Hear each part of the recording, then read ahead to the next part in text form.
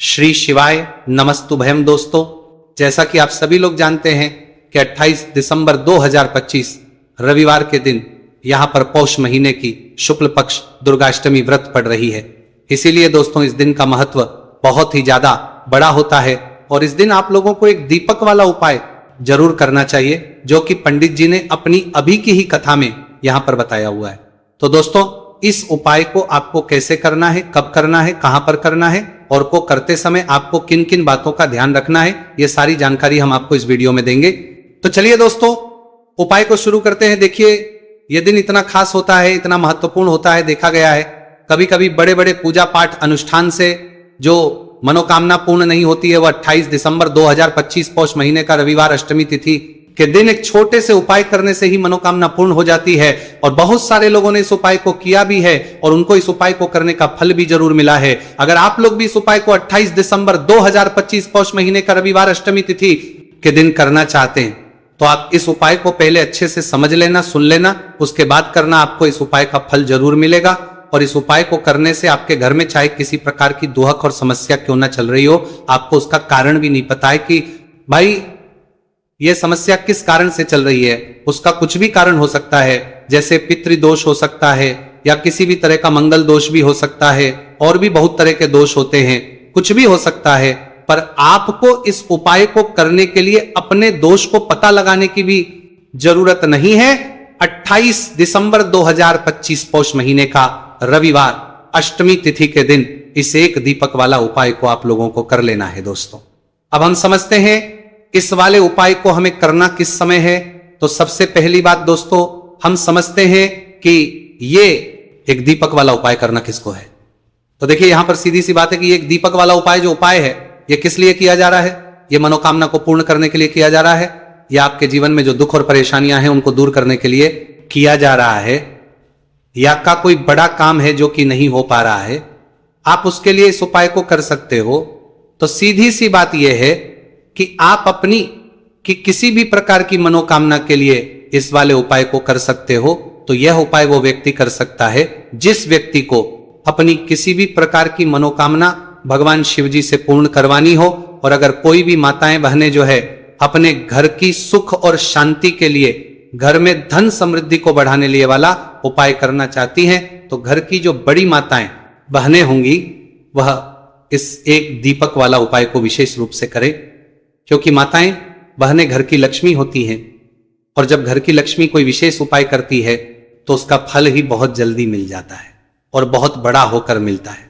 अन्यथा इस उपाय को कोई भी व्यक्ति कर सकता है, चाहे वो बड़ा हो, चाहे वो छोटा हो, चाहे वह बच्चा हो।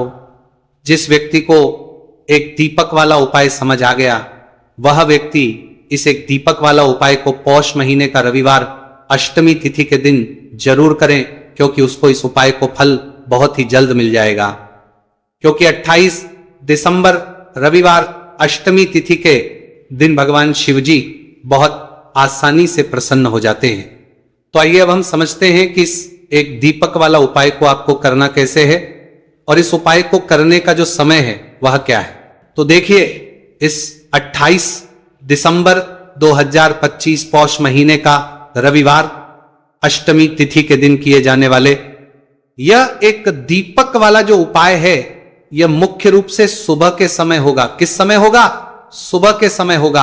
आपको कोशिश यही करनी है कि सुबह के समय हम इस एक दीपक वाला उपाय को कर लें। पर किसी कारणवश अगर आप सुबह इस उपाय को ना कर पाओ, आपको कहीं काम से जाना हो या किसी और काम की वजह से आप उपाय को ना कर पाओ, तो आप पास फिर दूसरा मौका रहेगा, जो कि शाम के समय का रहेगा, प्रदोष काल का रहेगा। अब भाई, प्रदोष काल का समय भी एक बहुत ही लोगों के मन में प्रश्न बन जाता है कि भाई ये समय होता कब है, कितने बजे से लेकर कितने बजे ये समय होता है, ताकि हमें उपाय के लिए जो है करने का समय पता लग जाए। तो हम आपको बता दें, प्रदोष काल का जो एक समय होता है, शाम का समय, वह होता है शाम के 6 बजे से लेकर शाम के 7 बजे के बीच का समय के बीच में आप उपाय को करेंगे तो आपको उस उपाय का जरूर फल मिलेगा। तो शाम के 6 बजे से लेकर शाम के 7 बजे के बीच में आप लोग इस एक दीपक वाला उपाय को कर सकते हो। तो भैया, बहुत सारे लोग यहां पर यह प्रश्न भी जरूर करेंगे कि भाई हम तो नौकरी पर जाते हैं, हम अपनी ड्यूटी पर जाते हैं और आने में हमें देर हो जाती है, तो उस जगह पर हमें क्या करना चाहिए। तो देखिए, उन लोगों को भी टेंशन लेने की जरूरत नहीं है। अगर आप लोग इस उपाय को शाम के समय प्रदोष काल में कर रहे हैं और अगर आप आने में देरी भी हो जाती है, आपको आने में 7 बजे तक आप नहीं पहुंच पाते हो, तो भाई आप 7 या रात 8 बजे तक भी अगर उपाय को करोगे तो भी चल जाएगा। और अगर इस हिस्से भी थोड़ा देर हो जाती तो भी आप उपाय को कर सकते हो, क्योंकि 28 दिसंबर रविवार अष्टमी तिथि का दिन है। यह दिन बहुत ही कम आता है पूरे साल भर में, इसलिए जब आपको मकान मिल जाए, जब आप इस उपाय को जरूर कर लेना।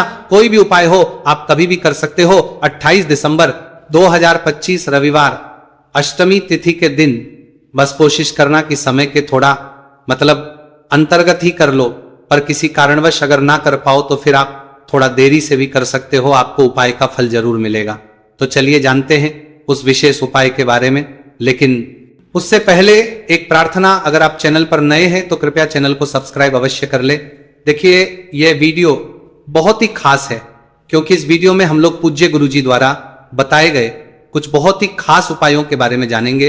ये उपाय की बड़ी से बड़ी मनोकामना को पूर्ण करेंगे, घर में धन धान्य को बढ़ाएंगे, माता लक्ष्मी आपसे प्रसन्न होंगी, सारा दुर्भाग्य आपका समाप्त होगा, व्यापार नौकरी अच्छे से चलेगी। तो आपको इनमें से जो भी उपाय अपनी समस्या के लिए करना हो वह उपाय आप कर सकते हैं। चलिए जानते हैं गुरुजी द्वारा बताए गए पहले खास उपाय के बारे में। इस उपाय के लिए सबसे पहले आपको ले लेना है 1 लोटा जल। तांबे के पात्र अपने किचन से 1 लोटा जल ले लीजिए। फिर इसी के साथ आपको लेना है थोड़ा सा शहद, शायद आप आधे से भी आधा चम्मच ले सकते हैं। फिर सबसे आखिर में आपको ले लेना है एक बेलपत्र।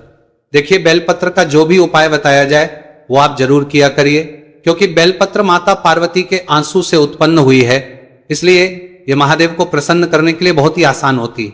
इसलिए आपको बेलपत्र वाला उपाय जरूर करना चाहिए।